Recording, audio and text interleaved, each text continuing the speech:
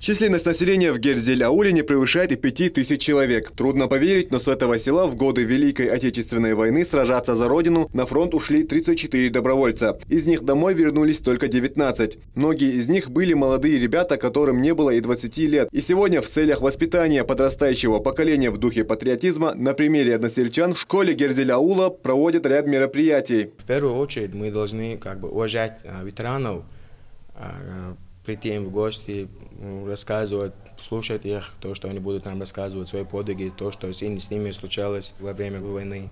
Есть среди герзель-аульцев и те, из-за кого односельчане испытывают особую гордость. Разведчик 58-го гвардейского кавалерийского полка Хансултан Дачиев был одним из отличившихся во время битвы на Днепре. Благодаря его разведывательным действиям в штаб полка были доставлены ценные разведданные, что позволило советским солдатам успешно переправиться через Днепр. После этого в 1944 году за образцовое выполнение боевого задания командования в борьбе с немецкими захватчиками и проявленный при этом мужество и героизм Дачиев был удостоен звания Героя Советского Союза.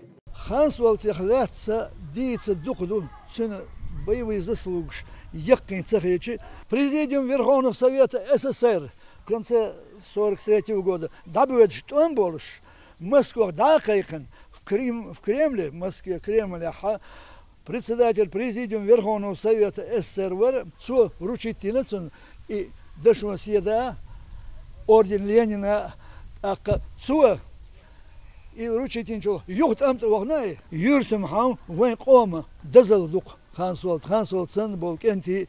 Жители села Герзель-аул хотели бы, чтобы школа была названа именем Хансултана Дачиева, ведь Герой Советского Союза является гордостью не только их села, но и всего чеченского народа. Дачиев Хансвалд, юртву, хиллау, школ, яхнаву, дяшу, школя. Дух дазалдук, юртер, это Герой Советского Союза, вялче.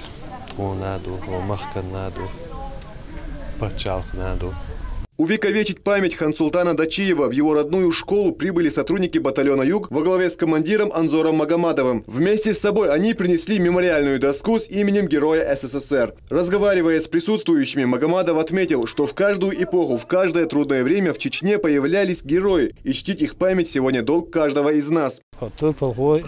Герой босса, Советский Союз, труда босса, он декха ходил, он носил, он халган, теательч, да иной, он тупо воршил, это шейхан жахбол.